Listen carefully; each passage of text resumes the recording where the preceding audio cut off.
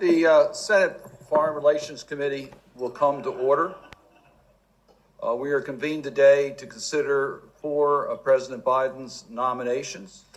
The Honorable Rufus Gifford of Massachusetts to be the Chief of Protocol, Ms. Lee Satterfield of South Carolina to be an Assistant Secretary of State, the Honorable Isabel Coleman to be Deputy Administrator of the United States Agency for International Development, and the Honorable Christopher Liu to be Representative of the United States of America to the United Nations for UN Management and Reform. Senator Haggerty and I have both agreed that we'll defer our opening statements because we have two of our distinguished colleagues that are with us to introduce. And since I might have some judicial nominations before the Judiciary Committee this year, I'll recognize Senator Graham. Thank you. I owe you one. Okay. Well, thank you, Mr. Chairman and Ranking Member. I really appreciate this. It's a big treat for me. Ms. Satterfield is from South Carolina, a University of South Carolina graduate with a degree in journalism. Her father was a legendary football coach at Furman that won a national title, and she's being nominated to be the Assistant Secretary for the Bureau of Educational and Cultural Affairs in State. She's been endorsed by the last 6 assistant secretaries for that position: the Alliance for International Exchange, Public Diplomacy Council, and the Public Diplomacy Association of America, and Trey Gowdy. I don't know how much you care about the last one, but he's a good golfer for whatever that matters. But the reason Trey's doing this is that she's well respected in our state. We're proud of the fact that President Biden chose her for this job, and I look forward to helping. In this position, she's been involved in this space for a long time. She launched the Center for Diplomatic Engagement, the Center for Global Leadership. She has executive branch experience. Prior to this nomination in the Obama administration, she served as acting Assistant Secretary of State and Deputy Assistant Secretary of State in the Bureau of Educational and Cultural Affairs. So she knows what she's talking about. She's also served as Deputy Chief of Staff for Protocol of the United States. During the Clinton administration, must have been a child back then, during the Clinton administration, she serves as Chief of Staff to the Secretary of Labor, as Special Assistant to the President and Staff Director for the White House Office of Public Liaison. I can't think of a more qualified, decent person to have this job representing our nation at a critical moment as we engage the world. And I wholeheartedly support this nomination. And thank you, Mr. Chairman, for letting me speak first. Well, Senator Graham, we very much appreciate you coming to the Senate Foreign Relations Committee. Thank you. Senator Markey for an introduction. Thank you, Mr. Chairman, very much. It is my pleasure to introduce Ambassador Rufus Gifford, a native of the great Commonwealth of Massachusetts, and to welcome his husband, Stephen, his mom, Ann, and his father, Chad, all of whom call the Bay State home. Rufus's 2 golden retrievers are no doubt watching at home on C-SPAN 2 as we gather. It's not every day this committee considers a nominee with as eclectic a career as Rufus Gifford. His credits include Hollywood producer, reality TV star show, ambassador, congressional candidate, and cookbook co-author. It was an unconventional route to today. After graduating from Brown University in the mid-1990s, he set out for Hollywood to produce the next great American film. He jokes that he wanted to make classics like Chinatown or Ordinary People. Instead, he gave American audiences Daddy Care 2 and Dr. Dolittle 2. Jokes aside, after his time in Tinseltown, Rufus discovered his true calling in politics and public service. After honing his skills as a staffer on the Kerry campaign in 2004, he met then Senator Barack Obama in 2007, which began a decade-long professional journey with the 44th president. In 2013, President Obama nominated Rufus to be U.S. ambassador to Denmark, and he was unanimously confirmed by the United States Senate. Shortly after arriving in Copenhagen, Rufus agreed to be the headliner of a reality TV show, I Am the Ambassador. Rufus often reminds people that it is more of a documentary than a reality TV show. But I Am the Ambassador may have lacked the cliffhangers and the drama of the Kardashians, but it did earn him the Danish equivalent of an Emmy. The show's innovative approach to public diplomacy gave Danish viewers, particularly young people, an all-access pass into the life of a U.S. ambassador and the U.S. diplomatic presence in the country. In a country of just 5 million people, 200,000 Danes tuned in each episode to watch as the ambassador toured the country to speak at town halls, meet with migrant children, and visit Greenland to witness the effects of climate change. The series also showed the ambassador advance core U.S. interests, such as lobbying the Danish defense minister to continue his country's steadfast support of the U.S. coalition in Iraq and NATO forces in Afghanistan. One Danish viewer said that it's the type of show you would watch with your mother-in-law, and she would say, "Oh, he's a lovely man, that Rufus Gifford." When it came to a decision of where to exchange marital vows, Rufus and Stephen picked Copenhagen Town Hall, the historic venue where the first legal same-sex civil union in the world was issued in 1989. If only Rufus, as a teenager in the 1980s, could know the acceptance and happiness he would find in 2015 as he married the love of his life, surrounded by family and friends, ambassadors, and even Crown Prince Frederick and Crown Princess Mary of Denmark, and that President Biden would later place faith in him to serve in a highly public role as the chief of protocol. What a testament to the progress we have made. Rufus's effusive personality makes him the perfect choice for this new role. In Copenhagen, Rufus opened the ambassador's residence to thousands of visitors. As chief of protocol, he will once again play host to foreign dignitaries at the White House and Blair House. His hand will be the first outstretched to greet a prime minister, president, or monarch. The position to which Rufus is nominated is therefore a reflection of our country to the world, the first impression. And what a first impression it will be. To echo a Danish fan of his, he's a lovely man, that Rufus Gifford. Congratulations on your nomination, Rufus. I look forward to what I hope will be your swift confirmation. Senator, thank you, Senator Markey, for the introduction. As you know, our committee vets all nominees. A lot of times all we do is read a lot of articles. This is going to be much more enjoyable to see your video clips as we review your qualifications. At this point, I'll introduce my colleague, Senator Van Hollen, for an introduction. Well, thank you, Mr. Chairman. Thank you, and Senator Hagerty, Senator Shaheen, members of the committee. I'm grateful for the opportunity to introduce to the committee the President's nominee to serve as the next permanent representative to the United Nations for Management and Reform, Mr. Christopher Liu. Chris possesses the leadership, the experience, and the dedication and character required for this role, and I'm confident that he will serve our country well if confirmed. While Chris is now a resident of Virginia, he grew up in Senator Cardin in my state of Maryland. He comes from Rockville, Maryland, where his parents settled after arriving in this country from Taiwan.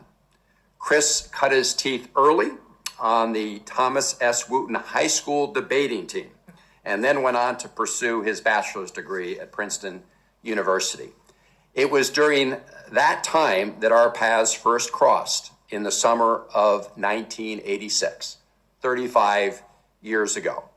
Chris was an intern in the office of Maryland Senator Mac Mathias, where I at the time was working as the legislative assistant for defense and arms control. Even back then, Chris stood out for his intellect and passion for service. We got to work together on a range of issues and became friends. From his internship in Senator Mathias's office, he went to Harvard Law School before launching his career in public service, a career that would span 2 decades in all 3 branches of government. He first worked as a clerk for Judge Robert Cowan of the U.S. Court of Appeals for the Third Circuit and gained experience here on Capitol Hill, as the Deputy Chief Counsel of the House Oversight and Reform Committee. He later became a key aide to then Senator Barack Obama, a role that would take him from the Capitol to the White House. From 2009 to 2013, he served in the executive branch as the White House Cabinet Secretary and as assistant to the President. And during the first term of the Obama administration, Mr. Liu co-chaired the White House Initiative on Asian Americans and Pacific Islanders. In 2014, Chris was unanimously confirmed by the United States Senate to be Deputy Secretary of the U.S. Department of Labor, a position of key responsibilities overseeing an agency with 17,000 employees and a $12 billion budget. He performed his duties with distinction and professionalism. He is currently the Teresa A. Sullivan Practitioner Senior Fellow at the University of Virginia Miller Center. Members of the committee, I've long appreciated and admired Chris's 20-year career in public service and thankful as a citizen for his enduring commitment to serving our country. But despite his very distinguished public service career, Chris never forgot where he started out as an intern here on Capitol Hill. He always credited that first internship with Senator Mathias for giving him his start in public service. And he also placed special emphasis on the fact that Senator Mathias's office paid its interns, even at that time.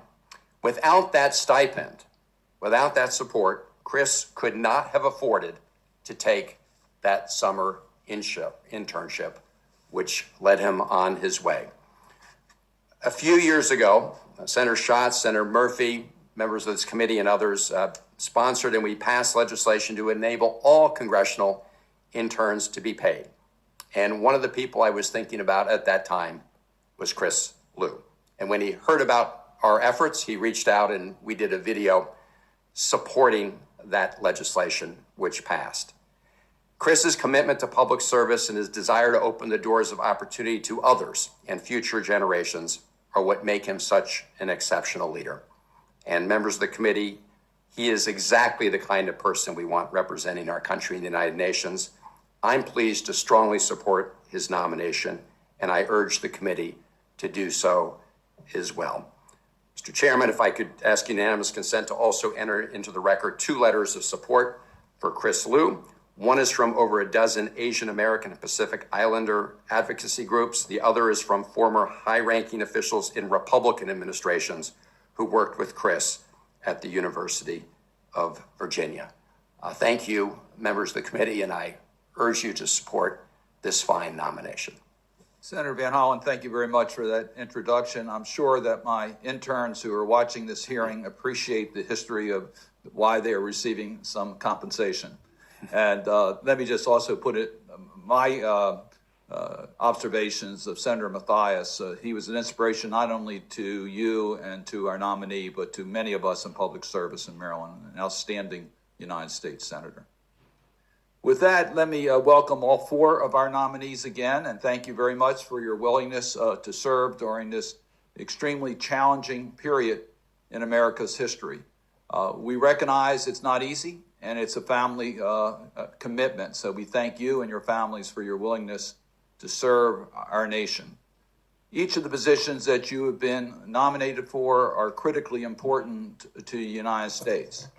The Chief of Protocol is responsible for advising the President, the Vice President, the Secretary of State, and other high-ranking officials on matters of national and international protocol, creating an environment for successful diplomacy. We have significant challenges today to succeed in diplomacy. The Office of Assistant Secretary of State for Education and Cultural Affairs promotes personal, professional, and institutional ties between private citizens and organizations in the United States and abroad, and presents U.S. history, society, art, and culture to foreign audiences, international exchange programs such as the Fulbright, the Humphrey, the International Visitor Leadership and Exchange Visitor Program, provides opportunities for individuals from foreign countries to live, study, and work in the United States, and provides similar opportunities for U.S. citizens abroad. The Deputy Administrator of the United States Agency for International Development is one of the key leaders in our USAID family, specifically responsible to oversee policy and programming, including relief, response, and resilience, the Bureau of Development, Democracy, and Innovation, the Bureau for Global Health, which our committee is going to be taking up legislation later this week, and regional bureaus, among others that are the responsibility of the Deputy Administrator. And the representative of the United States at the United Nations for Management and Reform is a critically important position. It's one of the 5 positions with the rank of ambassador at the U.S. mission to the United Nations in New York. The ambassador directs the missions management and reform section, which was established to ensure that a senior official at the United States UN focuses on issues of management and reform within the UN system. So we have key positions and we have qualified nominees, and we thank you again for your willingness to serve. And with that, let me turn it over to the ranking member, Senator Hagerty. Senator Cardin, thank you very much. And I want to thank all of the nominees for appearing before this committee today. I want to thank you for your service and for your willingness to step up and serve our great nation. First, I'd like to start with the nomination of the Chief of Protocol. This position has the unique responsibility of advancing American foreign policy goals by creating an environment conducive for American diplomacy. As the former U.S. ambassador to Japan, I recognize that protocol can be incredibly challenging with its own set of complex and intricate issues. It's an essential component of a successful foreign policy, and I look forward to hearing the nominee's views on how he will perform the role of Chief of Protocol. Next, I'd like to turn to the nomination to be the Assistant Secretary of State for Educational and Cultural Affairs. As authoritarian states such as China and Russia look to systematically curb freedom and democracy throughout the world, it's imperative that the United States continue to bolster its people-to-people diplomacy. We should look for opportunities to spread the values and ideals of the United States by facilitating various academic, cultural, sports, and professional exchange programs. I'm very interested to hear how the nominee intends to advance U.S. foreign policy objectives through educational and cultural programs. I'd like to turn to the nomination to be Deputy Administrator for Policy and Programming at USAID. We know that thoughtfully targeted and designed foreign assistance can help advance the national security, the economic security, and the humanitarian interest of the United States. This means that ensuring resources that are properly aligned with the broader strategic objectives of the United States will be implemented properly. I look forward to hearing from the nominee on this matter. And now, I'd like to turn to the nominee to be representative to the United Nations for UN management and reform. This is a position that requires keen judgment and an even temperament. As authoritarian states look for ways to increase their influence in the United Nations, the United States will need to exercise its leverage, including its administrative and budgetary leverage, to protect the integrity of the United Nations. At the same time, the United States should look for support from allies and its partners to shoulder the financial burden of maintaining and funding the United Nations. As these discussions and negotiations over the administrative and budgetary aspects of the UN continue, it will be critical for the representative of the United States to maintain a strong position to ensure that the United Nations is properly and efficiently managed. Thank you, Mr. Chairman. Thank you very much, Senator Hagerty. We'll now proceed to our nominees. Your entire statement will be made part of our record without objection. The 2 letters of support mentioned by Senator Van Hollen will also be made part of our record. At this time, let me recognize Mr. Ambassador Gifford, who was previously introduced by Senator Markey. Thank you, Mr. Chairman, members of the committee, for the opportunity to appear before you today, and thank you, Senator Markey, for the very kind introduction. 8 years ago, almost to the day, I sat grateful and humbled before this distinguished committee as President Obama's nominee to be ambassador to the Kingdom of Denmark. Today, I sit before you, doubly humbled and grateful, to be nominated by President Biden to once again serve the country I love. If confirmed as President Biden's nominee for Chief of Protocol for the United States, I am eager to showcase the best of America and all of America, while reaching out to our friends, allies, and partners throughout the world. I also wish to extend gratitude to Secretary of State Antony Blinken, If confirmed, I look forward to working with the Secretary and the over 50,000 State Department employees made up of civil and foreign service professionals, locally engaged staff, eligible family members, and contractors to continue bringing America back to the table. I am joined here today by my veterinarian husband, Dr. Stephen DeVincent, who was a fellow at the State Department when we first met, and who is joining me for the second time on this great journey. And I'm joined by my mom and dad, Ann and Chad Gifford. I want to thank all three of them for supporting me today. Today, in these unprecedented times, traditional diplomacy, like so much else in our great country, has been challenged by COVID-19. However, the United States has remained strong and resilient through the pandemic and has proven that we can work in new and creative ways.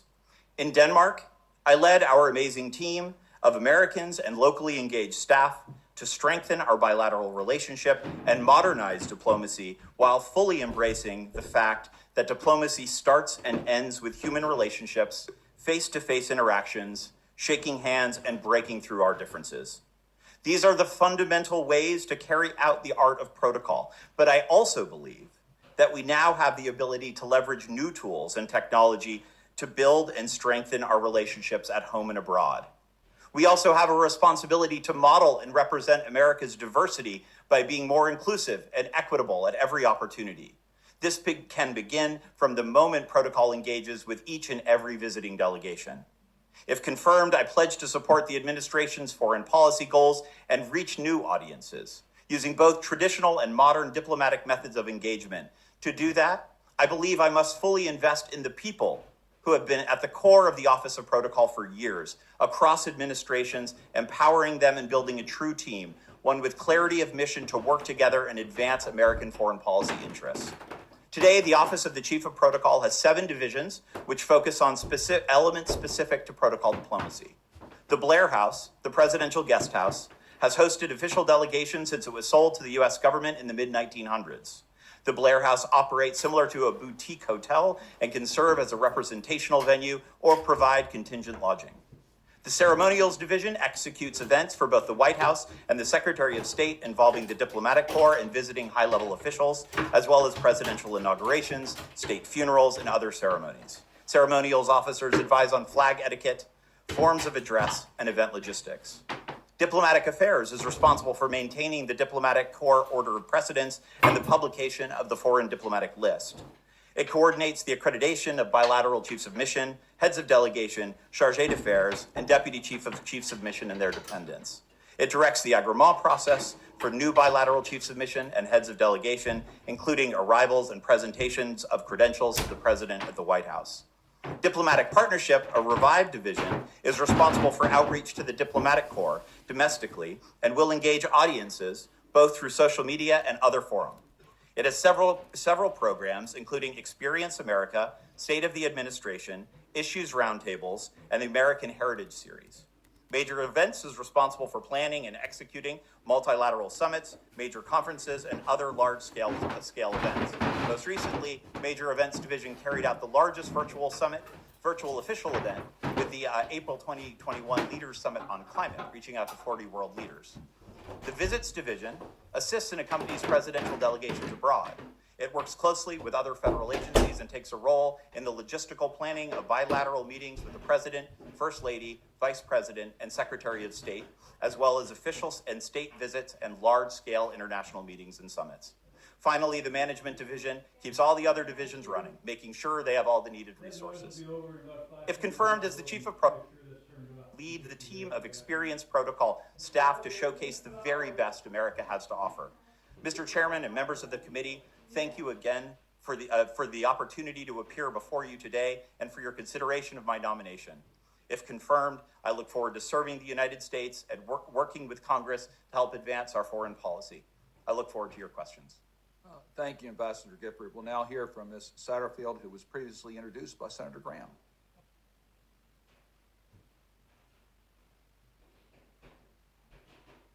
Sorry. I'd like to thank Senator Graham for his introduction, Chairman Cardin, Ranking Member Haggerty, and members of the committee. Thank you for giving me the opportunity to appear before you today as President Biden's nominee to be Assistant Secretary of the Bureau of Educational and Cultural Affairs. I'm honored to be considered by the Senate for this important position and grateful to President Biden and Secretary Blinken for the confidence that they have placed in me.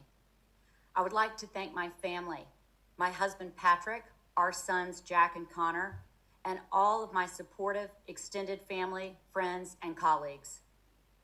I've worked in various capacities in the consequential field of international engagement for over a decade and dedicated the majority of my almost 30-year career to public service. If confirmed, it would be the honor of a lifetime to lead a bureau whose mission is to increase mutual understanding between the people of the United States and people around the world through educational, professional, and cultural exchanges. My experience has prepared me to carry on the proud tradition of excellence at the Bureau. As president of Meridian International Center, I've led efforts to connect leaders through cultural exchange and collaboration, driving solutions to shared global challenges and fostering international cooperation for the past 6 years.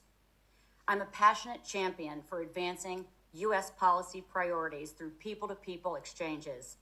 Having previously served in ECA as Deputy Assistant Secretary and Acting Assistant Secretary, I know these programs of engagement are an integral part of our diplomacy, which President Biden has placed at the center of U.S. foreign policy.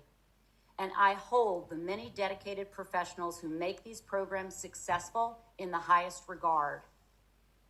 Public diplomacy is a strategy, and like foreign policy professionals, public diplomacy practitioners must survey the global terrain to ascertain America's natural competitive advantages in meeting threats and challenges.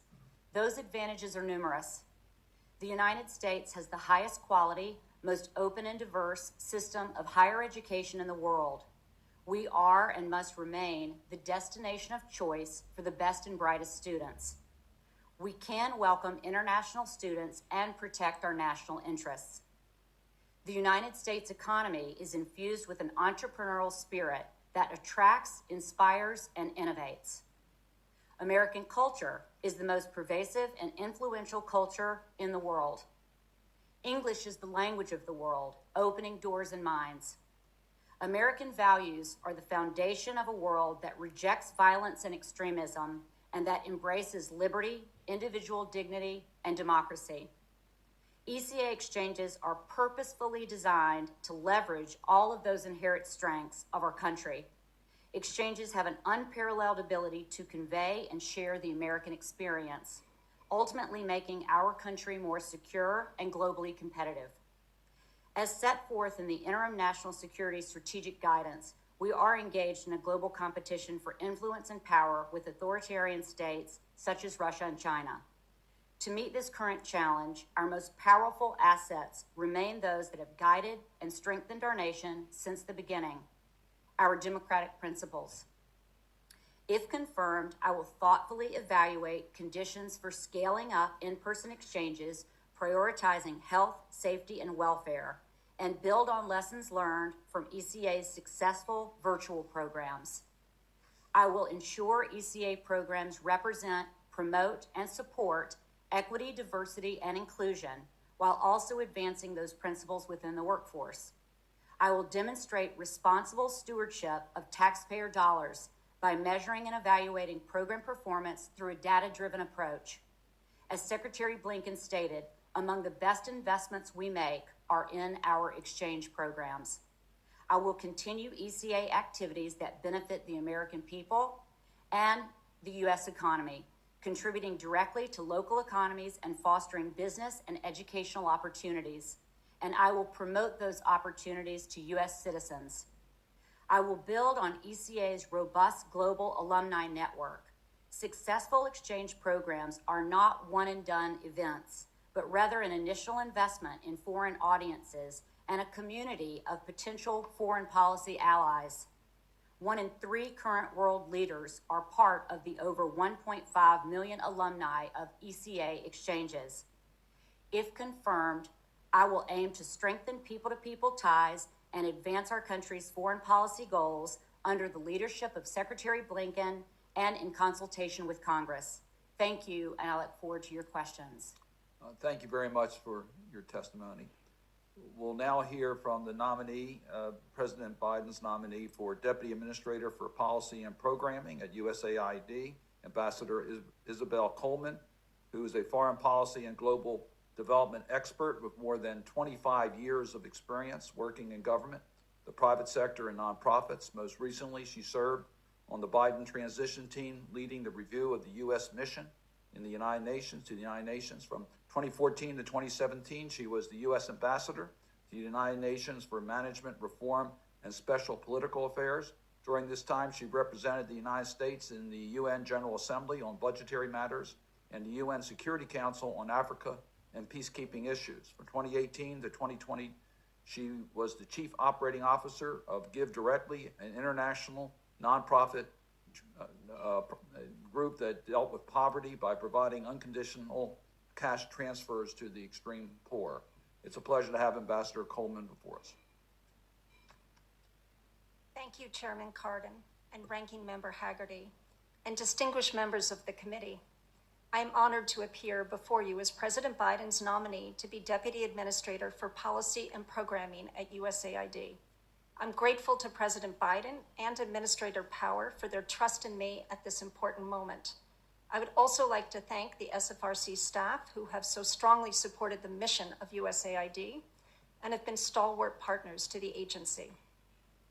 I wouldn't be appearing before you today without the love and support of my family who have encouraged me every step. My wonderful husband, Struan, who's here with us today, and my terrific children, Cullen, Struan, Julian, Josie, and Adrian, my siblings, Caroline, Richard, and Douglas, and my loving parents, Michael and Edie, and my mother-in-law, Ginny. I thank you all. Over the past 20 years, my work as a writer, diplomat, and NGO leader has taken me to troubled spots around the world, from Afghanistan and Yemen to South Sudan and Eastern Congo. I've had the privilege of visiting more than a dozen USAID missions, and I've seen up close the incredible work of USAID staff and partners, from programs training young women to provide life-saving maternal care in rural Afghan villages, to democracy programs helping young people understand their newfound political rights in Tunisia. These and other American investments not only improve the lives of millions, but also advance our own interests. We at home are more secure and more prosperous when democracy and economic opportunities expand for others around the world. Today, the work of USAID is more important than ever. COVID-19 continues to ravage the world's most vulnerable populations. The pandemic's secondary effects, including loss of incomes, food insecurity, and widespread school closings, are exacting a steep toll in many communities. Untethered corruption is destabilizing countries around the world, and conflict is now driving more than 80% of humanitarian needs. My career has helped prepare me to lead the agency to confront the challenges facing our global development efforts at this time. I've written extensively about economic reform and democratization,